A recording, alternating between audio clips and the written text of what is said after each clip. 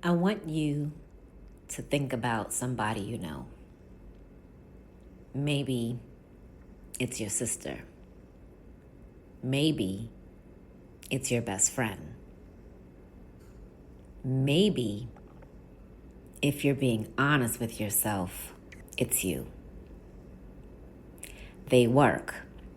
They take care of what they're supposed to take care of. They are not irresponsible. They are not reckless. But somewhere along the way, life got expensive. The car needed something. Then the light bill acted up. Then the kids needed something for school.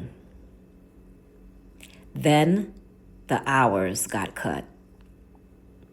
Then the relationship ended, and suddenly one income was doing what two used to do. And somewhere in all of that, the credit card became the bridge. Not out of laziness, out of survival. And then another card and a personal loan to pay off the first card. And now the first card has a balance again.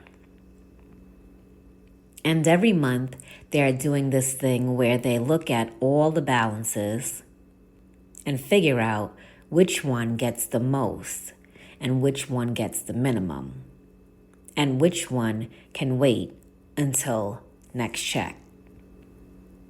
It's a system. It works, but it is exhausting. And one day, somebody says, "Have you thought about that consolidation?" And it sounds like relief. One payment, one number, one due date, one thing to manage instead of 7. Today, I want to talk about that conversation. Not because consolidation is always the right answer, but because it's one of the most misunderstood words in personal finance, and the wrong version of it can cost more than the debt it was supposed to solve. Welcome to the Real Credit Talk Show, audio edition. I'm your host, Tiana Mayers, also known as Lady T.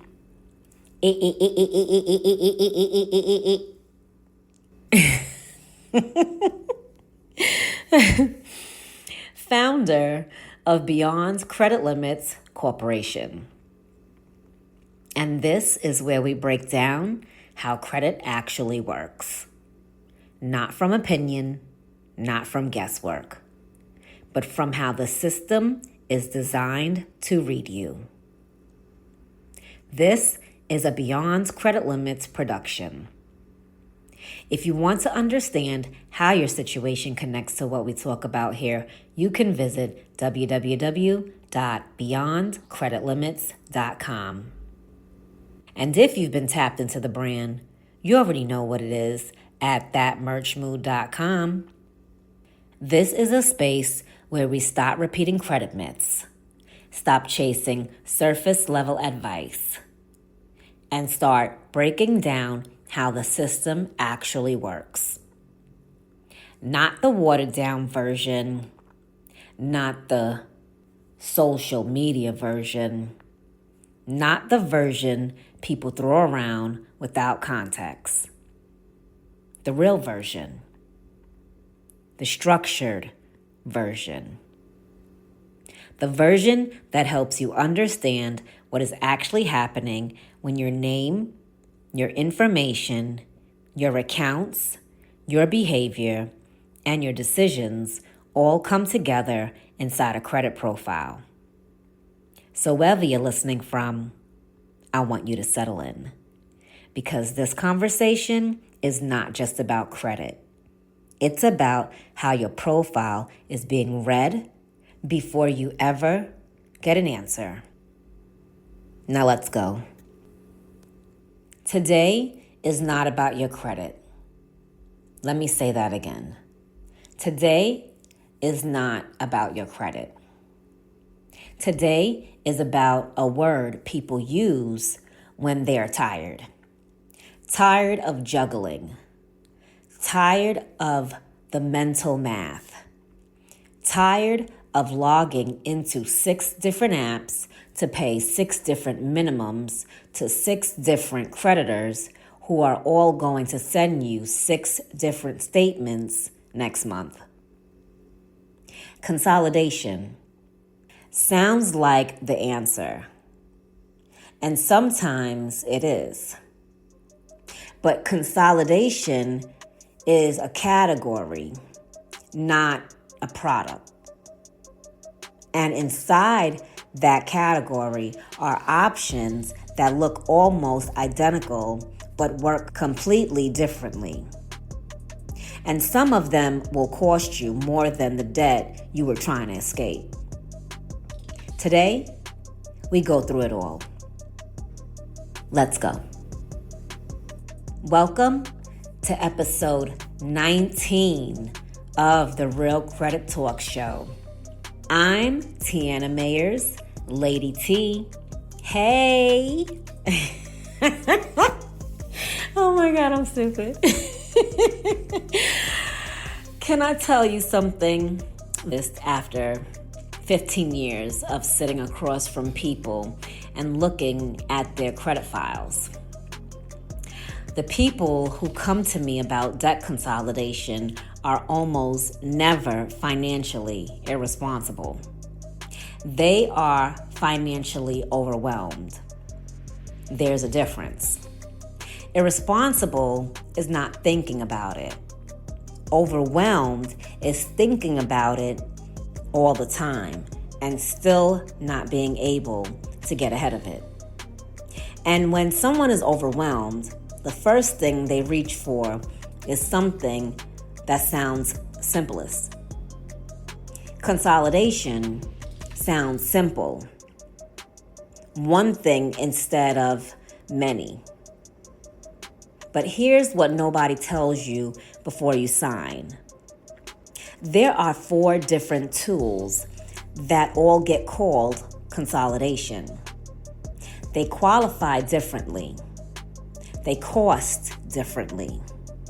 They affect your credit differently. And they make sense for completely different situations. By the end of today, you will know which one, if any, actually fits where you are. And you will know the one that most people choose by accident because nobody explained the difference. We'll be right back. Most people think credit is just a score. It's not.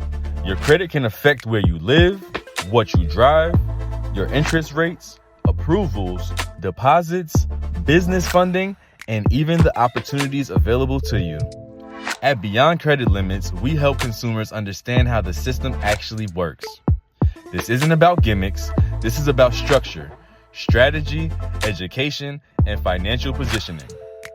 Whether you're trying to rebuild, organize your financial profile, understand collections, prepare for home ownership, or create a stronger financial foundation, Beyond Credit Limits was built to help you move with intention. The consultation is where everything starts. We review your situation, identify what's happening inside your credit profile, and map out the next steps based on your goals. Stop guessing, stop moving blind, and stop letting misinformation cost you financially. Visit www.beyondcreditlimits.com and fill out your consultation today. Again, that's www.beyondcreditlimits.com. Beyond Credit Limits, because financial freedom starts with understanding the system. And we are back. Let's get into it. Let me start with something that might sound familiar. You have a friend. Let's call her a friend who has been in a relationship for a long time. Not bad necessarily, but a complicated, multiple people involved, different personalities, different expectations, different energy being demanded from her every single day. And she finally says, I just need to simplify. I need one thing, not 6 things. One person who takes all of my attention instead of 6 who each want a piece of it. That is debt consolidation. The debt is the relationship. The creditors are the people in it. And the goal is to get one payment, one balance, one conversation, instead of managing a whole complicated situation every single month. Now, the question is not whether simplifying makes sense. It usually does. The question is, how do you do it? Because there's a version of simplifying your life where you take your time, moving thoughtfully, and end up in a much better situation. And there's a version where you move so fast to get to that relief that you end up somewhere worse than where you started. Both of those versions exist in debt consolidation. And the only thing that separates them is understanding which option you're actually choosing. So let's go through them. The first one, and the most common, is the consolidation loan. This is what most people picture when they hear consolidation. You borrow money. You use that money to pay off all the cards. Now the cards are at 0, and you have one loan, one payment, one interest rate. When does this actually make sense, right? Well, when the rate on the new loan is meaningfully lower than the average rate you're paying across all those cards. If your cards are running at 24, 27, 29%, and you qualify for a loan at 11 or 12%, you just cut the cost of that debt almost in half. Same balance, same monthly payment, but now more of it goes toward the actual debt and less of it disappears into interest every month. That's the math when it works. Here's the math when it doesn't. When your credit is already damaged because the debt load or the late payments have taken a toll on the file, the rate you qualify for on a my gosh, I can't even get the word out. Consolidation loan might not be better than what you're already paying. You could end up with a loan at 22% to pay off cards at 24. You save 2%, and now the cards are at 0. Which brings me to the real story inside this option. The cards being at 0 feels like freedom. And for a lot of people, I'm going to be real with you, that feeling lasts about 6 months. Because the thing that created the debt in the first place didn't change. The hours are still the same. The expenses are still the same. The emergencies are still the same.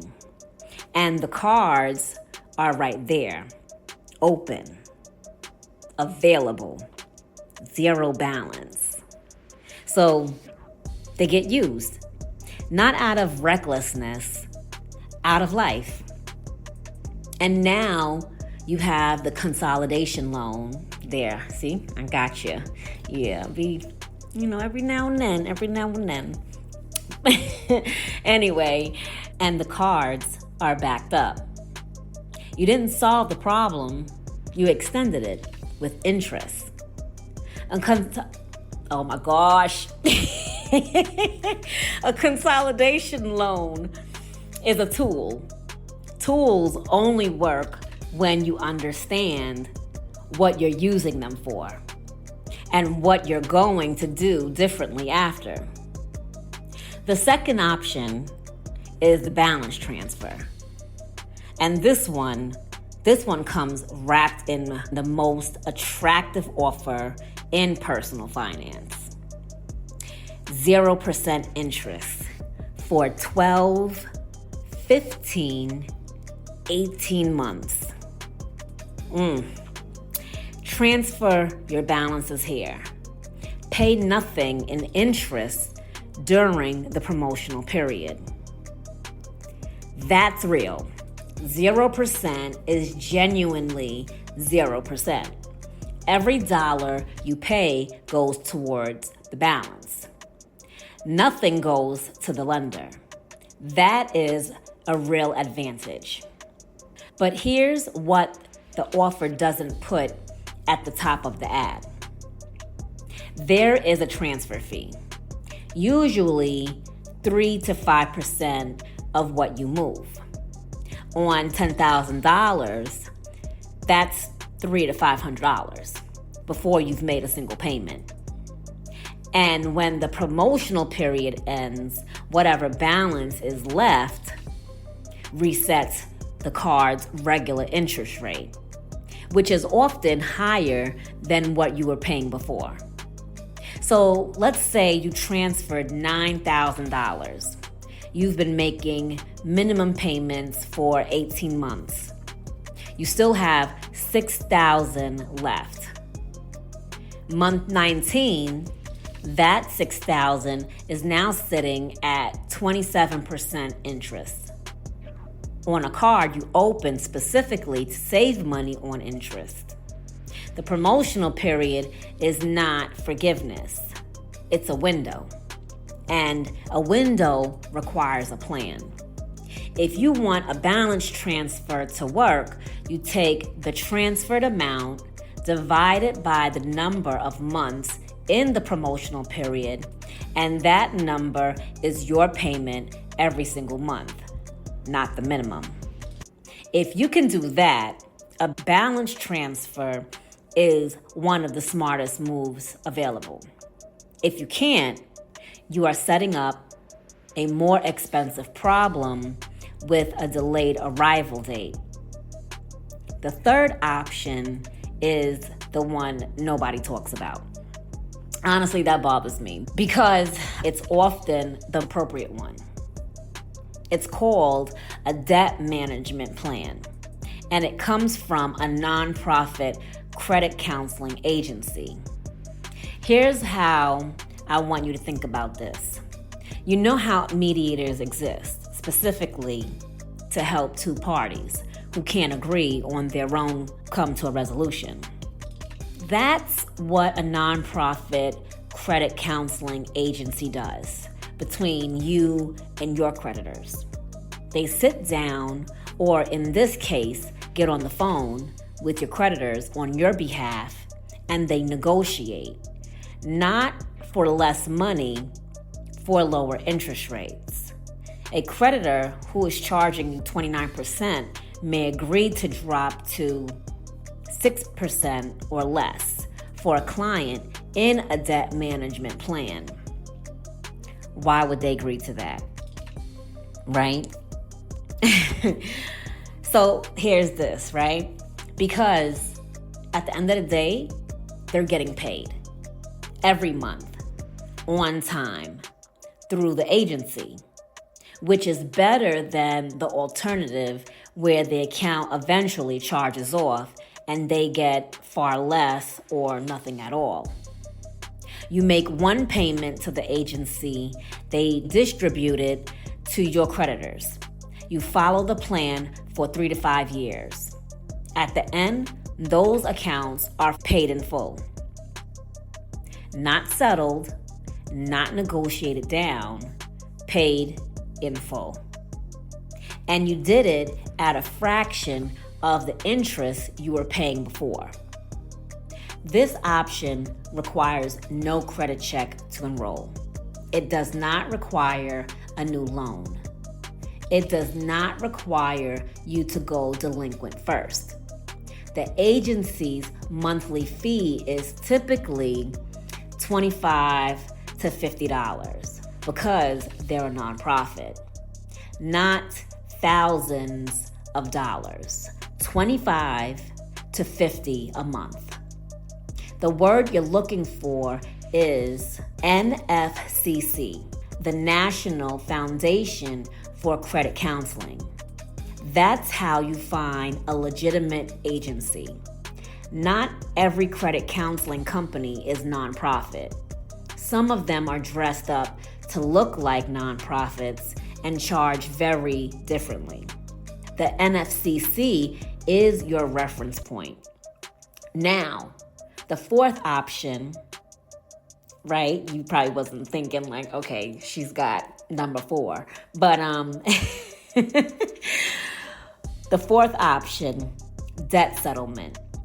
And I need you to hear this carefully because the ads for this one are designed to feel like the answer when you're at your most desperate. We'll settle your debt for pennies on the dollar. Reduce what you owe by 50%. Stop the calls, get relief, right?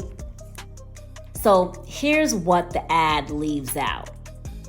To get a collector to settle, to accept less than what you owe, the account usually has to be severely delinquent first, because a creditor who is receiving regular payments from you has no reason to negotiate. Why would they take 50 cents on the dollar from someone who keeps paying? Right? Yeah, you didn't think about it like that, right? That's all right. So what most settlement companies tell you to do is stop paying your creditors. Instead, you pay money into an account they hold. They sit on it while the account goes delinquent, while charge-offs appear, while collections start calling, while your credit takes damage. That is real, and that is reporting. And then, months later, when the creditor is desperate enough to negotiate, the settlement company steps in for a fee, usually 15 to 25% of the total debt you enrolled. So you've paid fees, your credit has taken significant damage.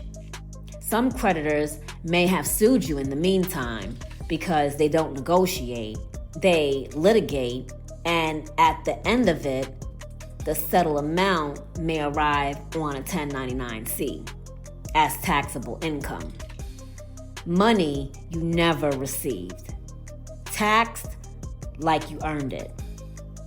We talked about the 1099-C in episode 18. The same thing applies here. Now, does that mean debt settlement is never the right answer? No. For someone whose debt is already severely delinquent, who is past the point where a DMP or a loan makes sense, and who is weighing settlement against bankruptcy, settlement may be a part of a real strategy. But it has to be approached with every light on it. Understanding the damage, understanding the fees, understanding the tax consequence, and understanding that not every creditor will agree. Some will sue. The decision to pursue settlement should never come from a midnight ad. It should come from a professional assessment of everything on the file and everything that's at stake. Now, let me tell you the thing nobody in any consolidation conversation says. The thing that I watch happen more than almost anything else. Going back to your friend, she finally simplified. She consolidated everything. Cards at 0, one payment. She exhaled for the first time in 2 years. 6 months later, 3 of the 4 cards have new balances. And she's looking at the consolidation loan and the new card debt.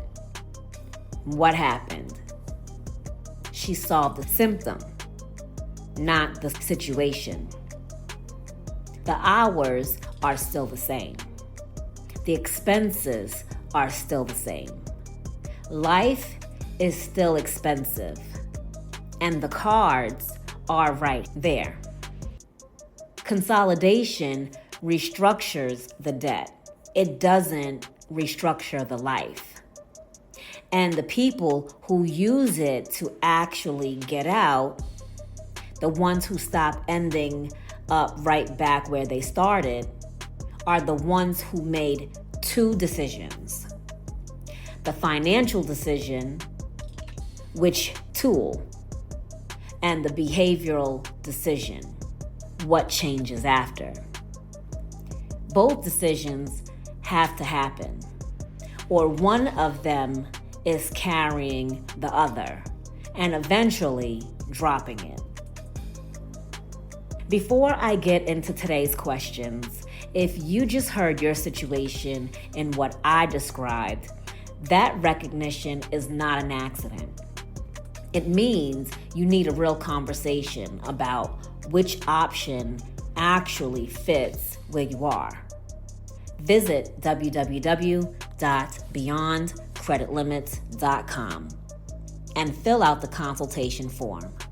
Bring the full picture, the balances, the rates, the goal on the other side. And let's figure out what actually makes sense, not in general, for you. If you have a question for the show, submit it to the Real Credit Talk Show at beyondcreditlimits.com. Your first name and state or anonymous, I read everyone. Let's get into today's questions. Quincy, New York. Lady T, I have $22,000 across 5 credit cards and I want to consolidate, but my score is 591. Someone told me to just get a personal loan. Is that even going to work? All right, Quincy, I'm glad you asked before you applied. That is awesome. Because here's what happens when a 591 walks into a personal loan application. You get approved sometimes at a rate that is not better than what you're already paying, maybe 22%, to pay off at 24. You reorganize the debt without reducing the cost. You just moved it. What I'd actually want to know first is what is creating the 591. Because $22,000 across 5 cards probably means your utilization is significant. And high utilization is a score factor you can actually move, which means there may be a path to improving the score first and then qualifying for consolidation at a rate that actually helps. There's also the DMP option, the nonprofit credit counseling route, which doesn't require a credit check to enroll. $22,000 across 5 creditors is exactly the situation that option was designed for. Visit www.beyondcreditlimits.com and let's take a look at what the file actually needs before any application goes in. Lonnie, Florida. I've been in a debt settlement program for 8 months. I've been paying them every month, but my credit is a mess now and nothing has been settled yet. Did I make a mistake? Lonnie, what you're describing is how debt settlement works. 8 months in, credit damaged, nothing settled yet. That is the process. Not a scam necessarily, but also not a surprise to anyone who knew what they were signing up for. The question now is, where are you and whether this is still the right path? How much have you paid in fees so far? What's the total debt you enrolled? Have any of those creditors threatened to sue? Because a lawsuit during the settlement process can become a judgment, and a judgment has enforcement tools that are a completely different conversation. You need to know exactly where every account stands right now, not what the company told you last month, what's actually reporting, what's actually been resolved, and whether staying in this program makes more sense than other options at this point.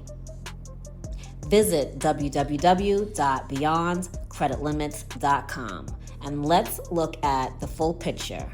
8 months of damage is real, but the next decision doesn't have to make it worse. Hector, Washington. I just transferred $8,400 to a 0% card for 18 months. My old cards are at 0 now. Should I close them? Okay, I like this question too. Hector, leave them open. I know closing them feels like the clean move. The debt is gone. Close the door, right? Fresh start. But those cards represent available credit.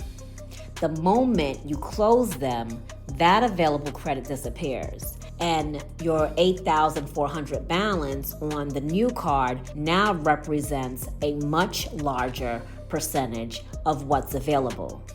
Your utilization goes up, and your credit scores go down. You didn't spend more money. The file just reads differently. Leave them open. Use one for something small once a month, like gas or groceries, something you'd pay anyway. Pay it before the statement closes. It keeps the account active. It keeps the credit file alive. And now the $8,400, if you divide that by 18, that's $467 a month. That's your target payment, not the minimum. If you hit that number every month before the rate kicks in, you win this thing. If you don't, you set up a more expensive problem with a delayed arrival date. The window is real. Use it. Sasha, Louisiana. My cousin keeps saying, just file bankruptcy instead of doing a debt management plan because it's faster. Is she right? Sasha, your cousin loves you, but she's comparing two things that are not versions of the same option. A debt management plan is a voluntary payment arrangement. No court, no filing, no public record.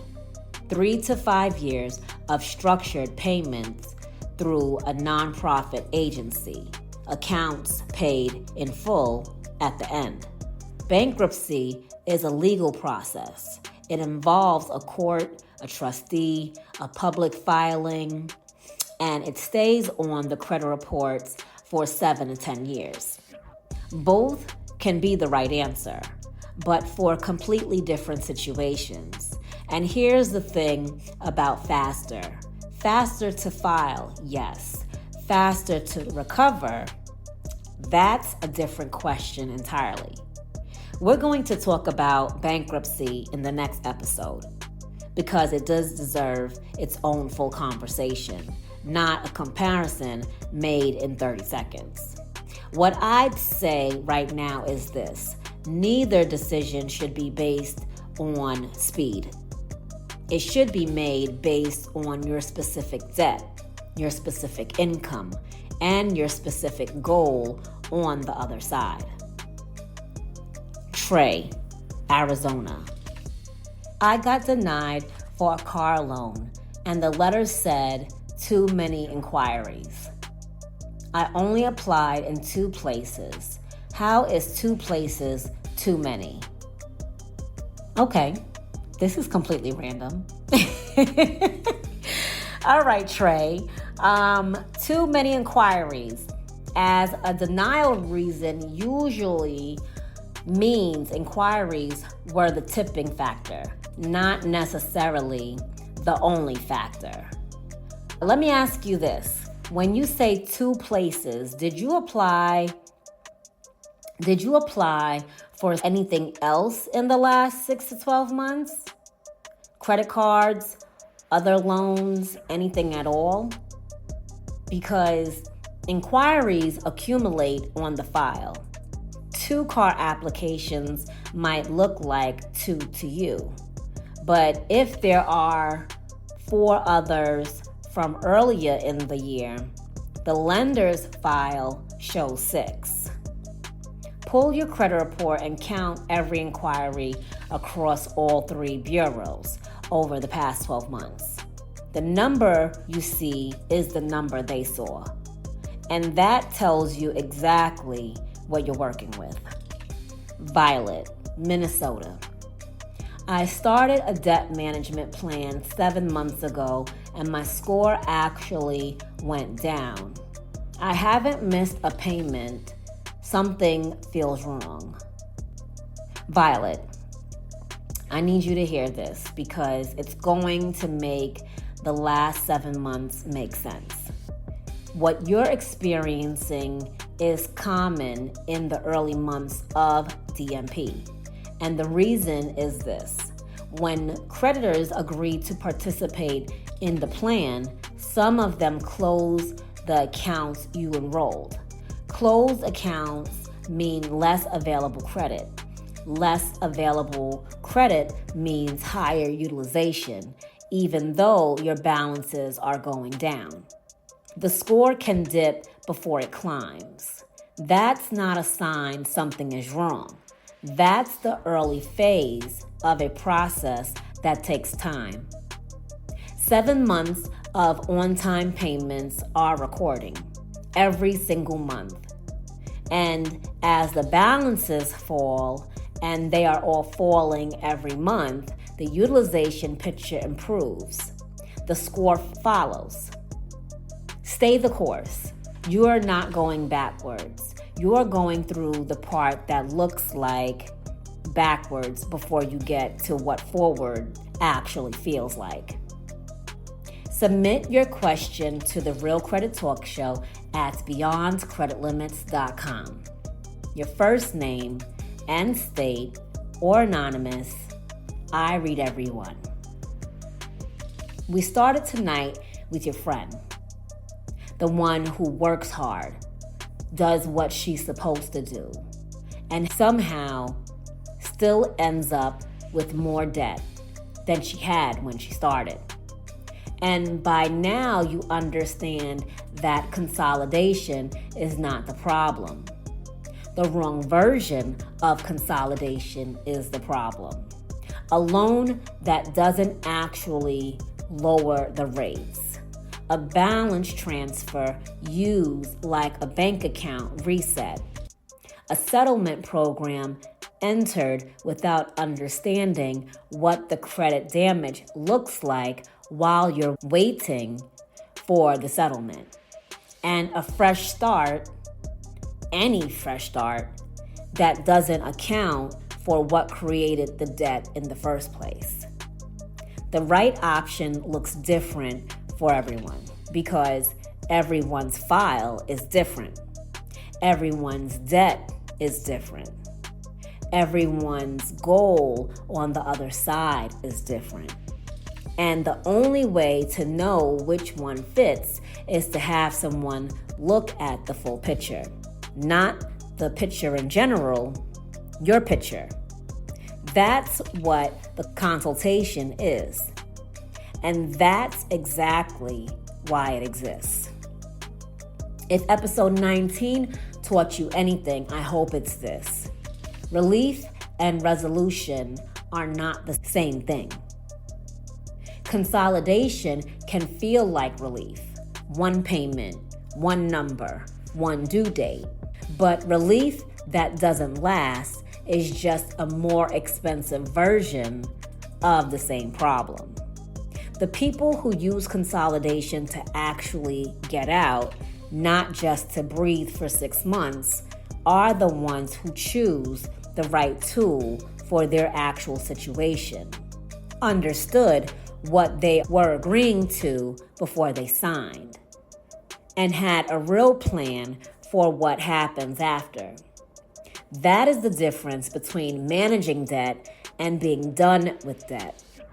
And being done with it is what puts you in position for everything you're actually working toward. If tonight connects to where you are, if you recognize your situation in what I described, Beyond Credit Limits was built for exactly this conversation. Our credit report analysis shows you what your current debt is actually doing to the file, the utilization, the payment history, the account mix, so you understand what each consolidation option would actually produce for your profile. Not in theory, for you. Our financial strategy planning evaluates which path makes the most sense given your debt amounts, your income, your credit profile, and your goal on the other side. Not a general recommendation, a strategy built around your actual numbers. And our credit education and coaching walks you through the process, what to watch for, what to avoid, and what to do after the consolidation so the progress actually holds this time. Everything starts with the credit review consultation.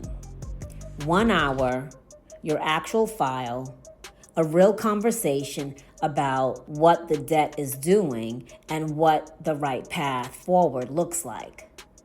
Visit www.beyondcreditlimits.com and fill out the consultation form today. Because the right move made at the right time changes the whole timeline. And knowing which move is right starts with understanding the full picture. Before I close, I want to leave you with this. No question is insignificant. Your questions matter because you matter. Knowledge creates options, and options create leverage. If today moved you, if you recognized your situation in what I described, do not let that feeling just sit there. Act on it. Visit www.beyondcreditlimits.com and fill out the consultation form.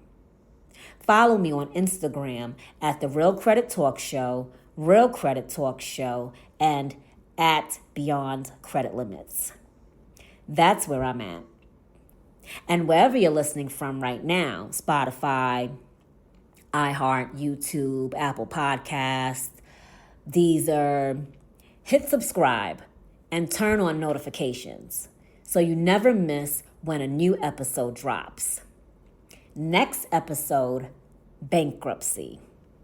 What it actually is, what it actually does, and what the other side actually looks like for people who navigate it with their eyes open.